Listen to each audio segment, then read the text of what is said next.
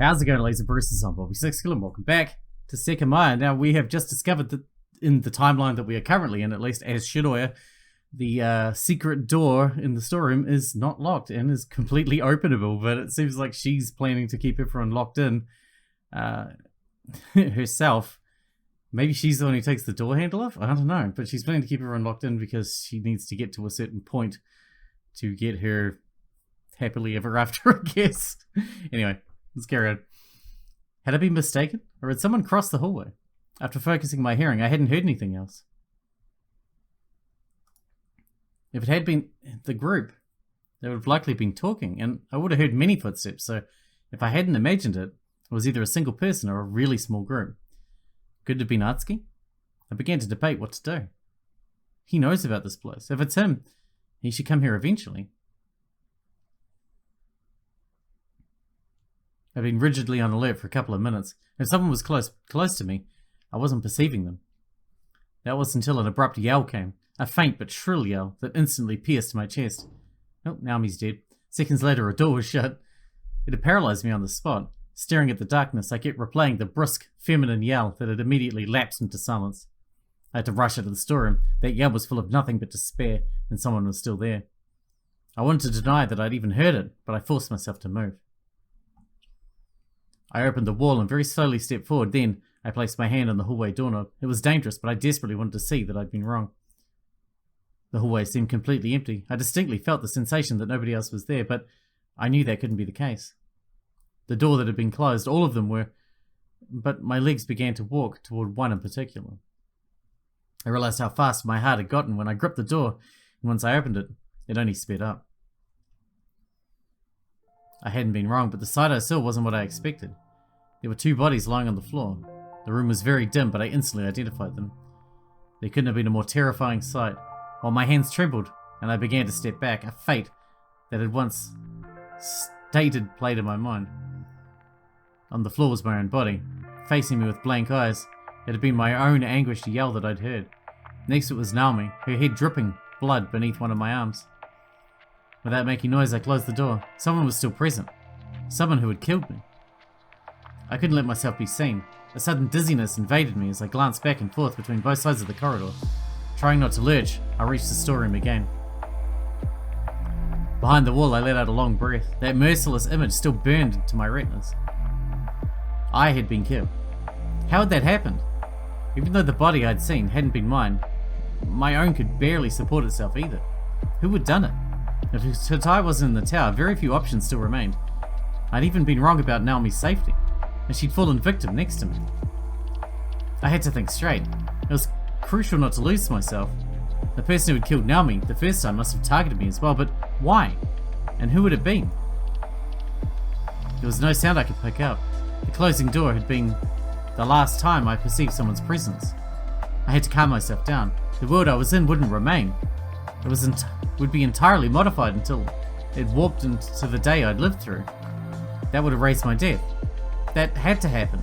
I didn't know how or why, but it had to. Atsuki, the new one, was he here? My heart wouldn't slow down. Atsuki was going to see my body soon. Just thinking about that made it hard to breathe. Mia had just died. I couldn't let him see me dead too, or he might have given up entirely instead of fighting. I didn't want to imagine the brief thoughts that must have gone through my own head before dying either, but I couldn't stop them from circulating. Two Sekimeiyas were in the attic, trying to undo what had happened was possible. Everyone was above me, and as the elevator didn't work, I couldn't rush up. I hadn't wanted to travel through time, but Atsuki couldn't see that I'd died, no matter if it could be reversed later. Was the killer close to me? If I was found, I'd become a target, as they'd killed me once already. Even though I hadn't heard anything, they could have been quietly staying somewhere. It was someone who wanted to kill me since this morning. I had to figure out who it was so that I can be careful later, or in case I travel to the past again. Why had I separated myself from the others? In the morning, I'd been careful not to remain alone, or with people I didn't trust. I was unbearably nervous, so I froze behind the wall, paralyzed by fear. I was unable to leave that place. I had to go to the event room and move the bodies to where I was, so that they wouldn't be found. If the killer noticed me, however, everything would be over. So I stayed there, hopelessly regretting all that had happened.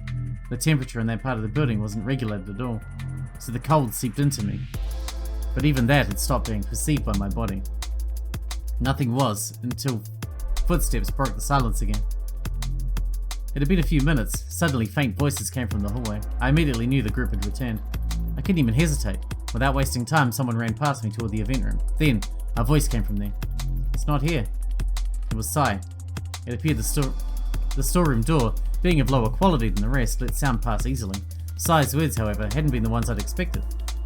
Upon hearing that, everyone else ran to the room. "Are you serious? The three of them must have taken it." What? Had they not seen the bodies? The three of them? Naomi, myself, and someone else went down at some point. This third person must be the killer. Right, we need to find them. That voice was Isla's. Puzzled, I still managed to comprehend what had just happened. The bodies had been removed, but the Sekimeiya had been taken. If no blood had been seen on the floor, it must have been quickly cleaned as well. However, something didn't make sense. The three of them must have taken it? Edna had said that. If only those three were possible suspects, the whole group must have seen the Sekimeiya in the cabinet before going up. I'd just seen two Sekimeiya in the attic. Shiroya, you here? Shiroya? He has to be here. Hey, Shiroya. Atsuki's voice increased in volume. He was getting closer. Who have I heard? Atsuki, Edna, Isla, Sai. There's only Akiro left? As soon as I thought that, a fifth voice came from the hallway. Here you are. You need to come up. That's Akiro. What happened? Just come with me, you'll see. I could tell he was near the staircase. When everyone heard that, they followed his sudden order and ran up, demanding an explanation. In the blink of an eye, empty silence returned to the crystal floor. Had he been the one who'd killed me? Unless someone had travelled from the future, he must have been. I knew next to nothing about Akiro. He'd been surrounded by uncertainty the entire day. At some point, he had even disappeared for many hours, and Atsuki had only seen him once after that. Had he always been Naomi's killer? Why had he never killed me, though? What had led to my own death? Reality had to change. No matter how, the other world had to be brought back. Was that truly possible? Would it occur out of nowhere? I continued to wait in that secret corridor. If the bodies had been hidden, but not brought to the partition, it was very likely the culprit wasn't aware of it. I began to worry. If Akira was the culprit, why had he wanted everyone to rush upstairs? It had been so hard to figure out the culprit's intentions, but if he had gone down with Naomi and me, it was odd that he'd be above the group after they'd all returned to the bottom floor. Only a few silent minutes had passed. A sudden sound met my ears. What was that? It was a strange metallic sound, one which I couldn't identify. I heard nothing for a few brief moments, but then there was a follow-up. Wait, did the elevator just open? Then, what was that first sound? I focused my hearing as much as I could. I couldn't be sure, but both sides had come from where the sounds had come from where the elevator was. I let more time pass, but nothing else came. I was sure I hadn't been mistaken. Someone had just been there. I had to stay where I was. Something was happening, but the person I'd heard had made very little noise on purpose. I couldn't let myself be noticed by them.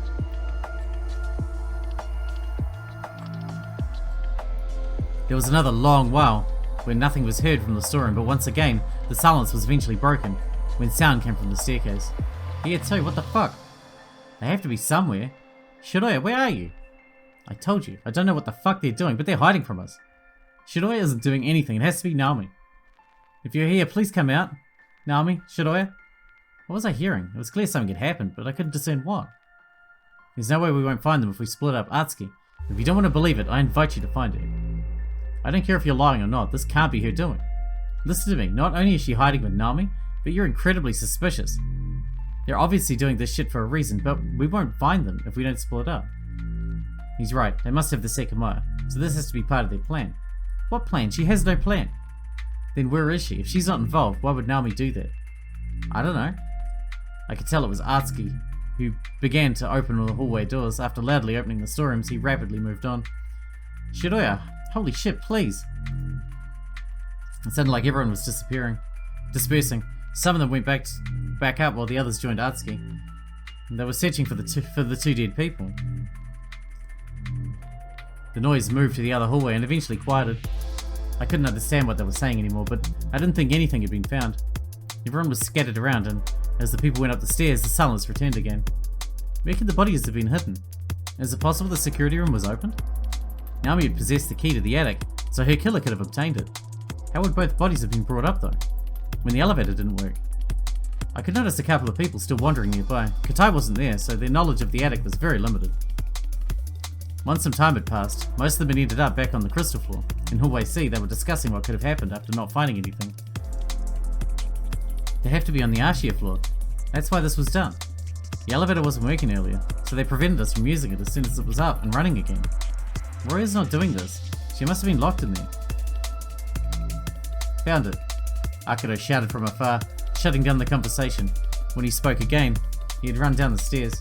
Look, it was on the 4th floor. Huh? Where? In one of the drawers. I looked through all of them. That's where they hid it. That's very strange. They must be on the Ashiya floor, right? Why would they hide the Sekimeiya outside of it? Hell if I know. Are you alright? Their plan was to take the Sekimeiya. Now that we found it, we have to hold on to it until the situation is resolved. So what are you saying we should do? If we stay in a room, whatever they're trying won't work. They won't be able to get the Sekimeiya again. None of us will have to leave it behind. Don't think you're free of suspicion either. I'm telling you that Shiroya isn't a part of this. I have no idea what Naomi wanted, but she must have brought her to the attic. There's no way I'm staying anywhere without finding her. I think we should do what Akudo says, Atsuki. If you're right, there's nothing we can do. No matter what their intention is. They're screwed if we stay with the Sekimeiya. I'm not just going to sit around. We need to find her. Was Akudo the killer? When he proposed staying somewhere, an idea came to mind. Nobody had been found, so the Atsuki I'd briefly reunited with was likely nowhere. He hadn't had the key to the attic, so if he'd been elsewhere, they would have seen him.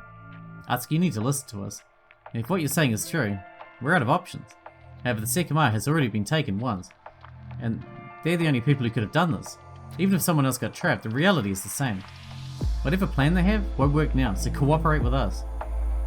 I mean, you're free not to. You can keep searching around, but it's evident they're hidden someplace we can't access. Until we can leave, we have to stay somewhere. Splitting ourselves up might be just what they need. You're insane. We don't know how long that'll be for. Naomi's the one who did this. We have to find Shiroya right now. Akudo had found the Sekimeiya. Had it been the one he'd hidden? If he hadn't lied about its whereabouts, it wasn't either of the two I'd seen. They were sure, but it teleports, remember? They were sure someone else had to be in the building, and that must have had to do with the metallic sound I'd heard after everyone had gone up. Something had happened while they'd been together, so from their point of view, someone else was there and had hidden the Sekimeiya. But it hadn't been on myself or Naomi.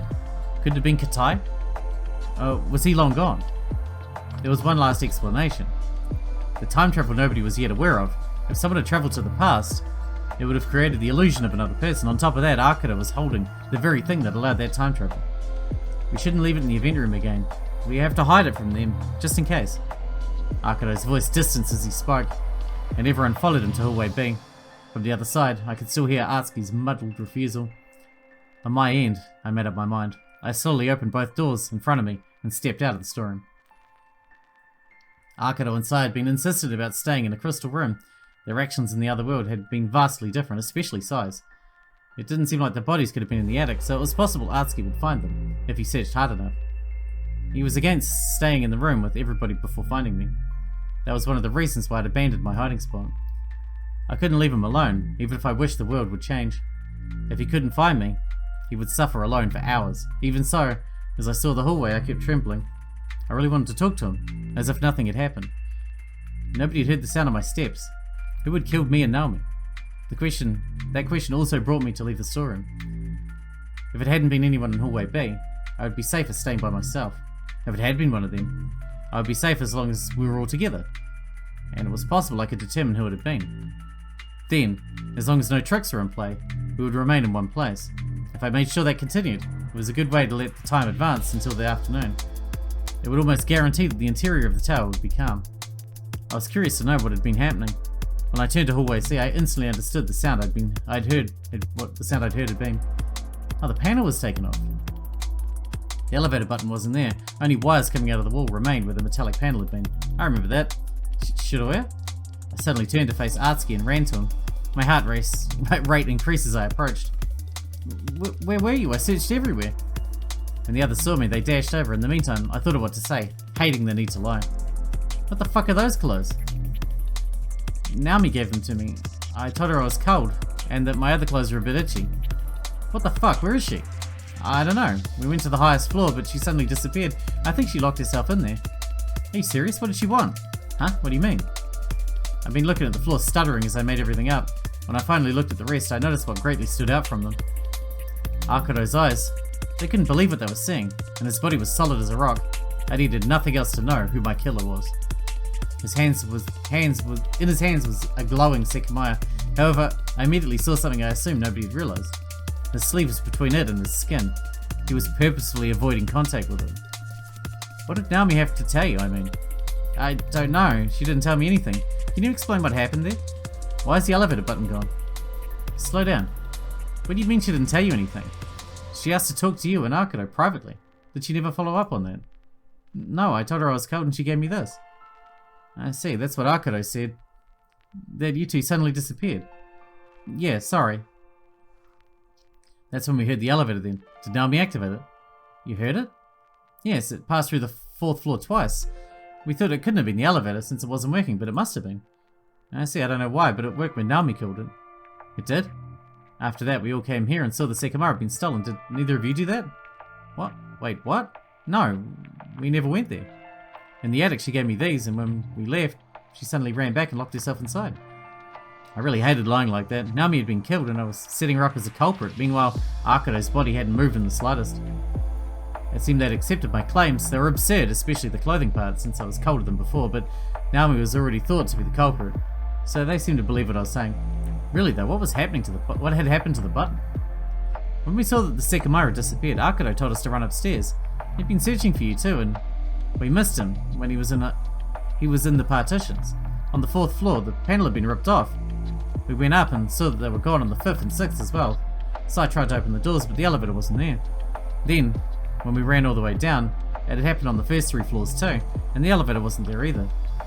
Yeah, we heard it moving 2 more times when we were going down. If you're telling the truth, I guess it must have been Naomi. I am. I don't know what she did after she locked herself up, but I've been looking for you until now. In any case, it doesn't matter. We found the Sekimeiya, and we'll stay with it in the room until we can leave, so it isn't stolen again. Only one door was open in hallway B. Was that to where you were going? Yes. Finally, Akuto spoke from the storeroom. I noticed his voice had sounded rougher and sharper than I remembered, but that seemed to have disappeared. When I looked at him, he turned around and walked to that room. I thought we should leave the Sekimeiya here. Naomi can open the other cabinet. And just like it, I noticed these can get cold too. That was why the room had caught my attention. It was room B4, when we first found Naomi and where the Sekimeiya had been hidden. It's bigger too. I think it's a good idea. Once again, without looking at us, Akuto walked into the room and raised the lid of the cabinet, undoing the back lock. After placing the Sekimeiya inside, he rotated the 2 temperature wheels. I set it to 5 degrees Celsius. Let's just leave it in here. Everyone entered while I narrowed my eyes. Katai wasn't there, so he hadn't repeatedly warning them not to get the Sekimeiya out of the cabinet. Despite that, Akuto had gone out of his way to keep it in a cold space. 5 degrees isn't cold enough, surely. He had knowledge of the Sekimeiya, and the way he'd held it had been the giveaway. He must have been who had stolen it, not just the killer. Atsuki and I had seen the temperature set to 0 degrees more than once, and Akuto had just set it to 5 degrees, so there was no way he didn't know about that requirement. The temperature of the Sekimeiya's display cabinet wasn't visible, so I wondered what it was. Nobody was questioning Akuto's bizarre behaviours. Perhaps it was normal, only I was seeing them as such. Similarly, as nobody was questioning what I'd said, I made my way in and sat on the floor leaning against the cabinet. Atsuki sat to my left. Most strain had disappeared from his face, but I could only feel like I was lying to him.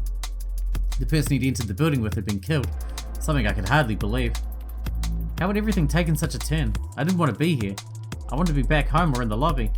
About to leave with Atsuki. I was foolish to hope anything would get better by simply waiting. The door closed. Sai sat in front of it, blocking the exit. He was insistent about not leaving. And as he looked at me from the opposite end of the room, I could still sense his suspicion. Lastly, when I least expected it, Akuto approached us. I glanced at him, but his eyes didn't meet mine. Then, he sat to my right, between me and the cabinet containing the Sekimeiya. For long seconds, I nervously waited for him to say something, while he stared at his lap. In the end, when he raised his head, all he did was exhale a long-held breath before staring back down. Akuto, you bastard. How could you? Not really a shock, though, that one, is it? He's always been a bit, sus, you know? A bit curt all the way. A while later, the The single sound within the room had been that of Isla's steps. She continued to walk from cabinet to cabinet. Oh, look at this one. Edna followed her daughter from around the room and mimicked her sounds of amazement. Wow, the swirls on it are so pretty. Gleefully, they circled the room until they observed all the gems. The last time all of us had looked at the gems, so the situation clearly differed. Atsuki hadn't so much as shifted one of his legs since we'd come in. I wanted to talk to him, but I hadn't expected that he would act that way. Before entering the tower, he and I had spoken very little. That had slowly changed during the day, but the Atsuki next to me looked like he had it at his house. Oh, let me see that, Isla. Everyone looked at her purse, as it was where I'd been staring. I just realized there was something very important to check. See? There's sunglasses. Sunglasses in the winter, isn't that a little strange? Nope, they block the sun reflecting off the snow. Here, try them on. She came closer and handed them to me. They're too small for me, but I'm sure they'll fit you perfectly. She put them on with a big grin. It's okay, you can try again when I'm bigger. The recorder isn't there. I don't get it. From further away, Edna looked at us as she smiled. I couldn't help but feel that her look was not one I'd seen in the other world. Isla took off her glasses and ran across the room. I had no idea what to think of her, the recording, or her friend. I knew she died once though. If we'd stayed put, it was much less likely to repeat. For a while, Isla's quiet footsteps punctuated the silence as she moved to each cabinet. She'd already looked through all of them, but staying still seemed to be difficult for her. Edna simply followed her daughter's movements with her eyes. When I noticed that the silence had gone on for far longer than usual, I glanced back up. It took me a bit to spot Isla in front of the cabinet with the Sekimeiya. She was staring at it with a piercing gaze, her figure completely rigid. Out of nowhere, her right hand began to reach for the lid, moving almost imperceptibly. Before she made contact with it, Arcado noticed what I was looking at. Hey Isla, what are you doing? The Sekimeiya shouldn't be taken out of here. Why not? I already said that. I put it somewhere it's cold. Like it was in the event room. Naomi told us not to take it out of the cabinet, so it's better to keep it shut. I'm gonna take it away, I just want to look at it again. You have plenty of other gems to look at. I know you came all the way to the tower for the Sekimeiya, but it's a lot more boring than all the other stones in this room. Disappointed, Isla turned around. She continued going from cabinet to cabinet, and every once in a while she'd glare at Arcado from a distance. Once she'd circled around the room, she was once again in front of the cabinet with the Sekimeiya. But it was glowing, right? Ashiya said that it was the rarest discovery of the century. What if it has supernatural powers? Don't be silly. You don't know much about Ashiya, do you? I do. I hear about them all the time. Yeah, but I'll give you some advice. Don't trust anything Ashiya say. You wouldn't like to know how they obtained some of the gemstones you're looking at. Unprompted, Isla sat next to Arcado, demanding a detailed explanation. Shouldn't have mentioned that. They've never been known for their decent practices. That's the best way I can put it. I guess kids nowadays aren't very in touch with their history. Upon seeing that Isla had sat with us, Edna came over too. You mean they're not good people? I've never told her about this before. That's why I had reservations about bringing her here. Huh? I don't remember that. Well, at least in part they weren't. Right now, it's a bit harder to say, but God only knows what the reason behind today's event was. What did you mean before? How have they gotten all these gems? Do you know anything about gemstones? There are many types. Geodes, for example, look like normal rocks on the outside, but are fractal-like on the inside. Ashiya pushed themselves to have an event every week and changed to display gemstones often, so in the past they've displayed fake geodes. People love looking for extraterrestrial gems, materials that came from space. I bet you that if any of the ones here are supposedly any of those, they were found in one of the mountains you see every day. I can't give you proof of this, but some of them are lab created too. Ashiya can't trick everyone, but it clearly works favorably for them. For a while, they displayed verdolite tourmaline, labeled as chrome tourmaline, which is much rarer. They're easily distinguished if you have a magnet, but they look very similar if you only have your eyes. Oh, you know a lot about this. Not as much as you'd imagine. It's hard not to hear about these things, really. Of course, I'm not surprised the Sekimeiya doesn't seem to be anything special. Except you'd know it's something special. Even if it's not, we would have to pay a fortune if we broke it. Arcado's right, it's better to leave it be. Exactly. I didn't want Isla to object, so I attempted to change the topic, and the appearance of her house was the first thing that came to my mind. She must be a handful. I bet she leaves a mess at home. She's got her moments, but we manage. She's all I've got after all. Akuto's expression had softened, even though he must have been hiding a lot. It was hard to think, even his appearance was insincere. I see, that must be difficult. Say, Isla, how's school going? Shouldn't you be there right now? Yes, but Mum let me skip classes. I don't mind though, because not everyone there is nice. Some kids are mean to you? Well, Emily never lets me play with them, and everyone else does what she says. Oh, is that so? Well, I'll come talk to Emily once we're out. I've had to deal with people like her when I was your age too. Really? My teacher already tried, but Emily didn't change at all. Don't worry, if she continues, we'll have another talk. Isla grinned at the thought of a big scary man like Akuto having a talk with his school enemy. Meanwhile, Edina watched over them from above with melancholic eyes. Mum, Mr. Akuto's a nice man. Can he be my new daddy? You want him to be your dad? What do you think he'll say when he sees your bedroom? Huh? I'll clean it, I promise. You always say that. It stays clean for 3 days and then you forget about your promise. Not this time. You'll never remind me again. Sweetie, you know how huge of a task being in charge of you is, right? Do you really want to put that on him? I'm not that bad. It sounded like it was Akuto's time to chime in, but he kept quiet, looking somewhere else. His lack of input abruptly ended the topic, so Isla stood up. Instead of returning to the cabinet with the Sekimeiya, she continued romping around the room. It took a while, but eventually she calmed down and sat a bit away. Time had been passing and nobody had really spoken again. Sai, still leaning against the door, looked nowhere but the floor. It probably hadn't been long enough for the others to get to know his personality and why the way he was acting was very off. I realized I no longer had the pendant I'd worn on the 15th. Didn't seem like anyone had noticed, but I would have no excuse if someone did. So you gave it to Naomi in exchange for the clothes. So, Naomi hasn't come. Did she not say anything when she locked herself inside the top floor? Finally, Akuto spoke again. His voice was quiet, and the steely look in his eyes from before we'd entered the room had completely gone. No, she didn't. I don't know what had gotten into her, but she must have wanted to do whatever she did to the elevator. I guess while we're here, there's nothing she can do anymore.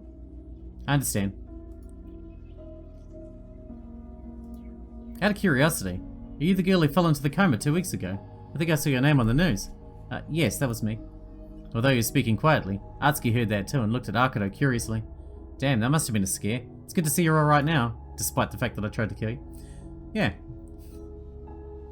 There was an explosion close to here, right? Didn't someone die? And a person was sent to the hospital? Yes, a friend of ours died. 2 people were hospitalized. Oh. I'm very sorry. I can't imagine what that would have been like at your age. I thought earlier that something about you two looked off. I'm really sorry for having brought this up. It's alright, don't worry about it. Atsuki said what I'd been about to. Then Akuto gave us a look of pity. I could only wonder why he'd said any of that. I did lose someone very close to me a long time ago too. I don't imagine this is something you want to hear from a person you don't know, but all I wish now is that I hadn't thought that much about it. At the time, I thought that if I tried to get over it, I'd be disrespecting the dead, but that almost broke me. I guess you're already doing much better than me if you're here. Thinking too hard about these things when they just happen can be really be torture. The worst part is trying to convince yourself that there's some meaning to it. Sometimes bad things just happen because they happen. And that's all there is to it. I wanted to believe there was a greater plan, but... Anyway, the important thing is that you're both still alive. Finding any meaning in that is up to you. Just living and moving past it is enough.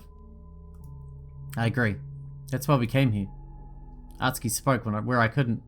Akuto being supportive was something I hadn't expected in the slightest, especially given that I'd thought he'd been the one to kill me.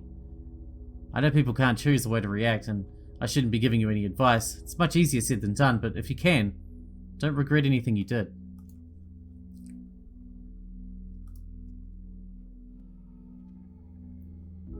That is much easier said than done. Are you okay? Atsuki looked at me with sorrowful eyes. When I nodded, he went back to staring at his lap. And you? I'm sorry, we shouldn't have come. Don't be. I'm still glad we're here. Don't worry about me, I'm fine.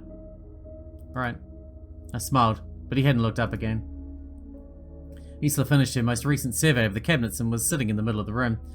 I looked at the ceiling, where the camera was, and noticed that no green light flickered below the lens. Huh.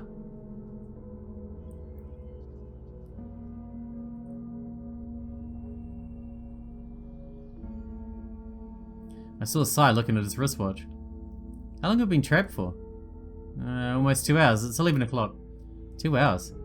How much longer do we have to be here? This is getting ridiculous. Yeah, it's really strange. I wonder if they're having issues opening the shutter. In any case, that's to unlock at any moment. If only we had waited 12 hours like at that first time. In the world I was in, nobody knew about the Sekimeiya's powers. That was likely why the time had passed so smoothly. Of course, nobody but Curator. The way he had held it hadn't been a coincidence. I don't know why, but aware of its powers, his intention was to keep it shut in a room while the Sekimeiya was with us. Did he know about the 12-hour limit? Or was the reason tied to the other Sekimeiya that I'd seen? I still might have had one hidden in the attic. He was the killer who'd hidden the victims' bodies. He had conjured the illusion that now he was still alive thanks to the Sekimeiya. Next to me, he hadn't opened his mouth again. He knew that I was lying. He must have seen me as a threat, but the brief conversation we'd had with us had left me dazed. Everyone was quiet for a long time. All we heard was Isla fidgeting with their sunglasses and sporadic sighs. I tried to keep excess thoughts to a minimum. I couldn't understand the strange world I'd suddenly been sent to, so to stave off exhaustion, my mind had been blank for a while. Well, it seems like the perfect time for us to wrap up the episode here. It looks like the rest of this day is going to play out very smoothly. Whether the shutter opens or not is going to be another question when it rolls around to, 9 o'clock or whatever. But I guess we're going to find out because we're just going to sit here until it does. Unless Curator tries to kill us again. As long as we don't leave, we're good, right? Hopefully that's how it goes. Hope you guys enjoyed it. Thanks for watching. Thanks for hanging out with me, and I'll see you in the next one.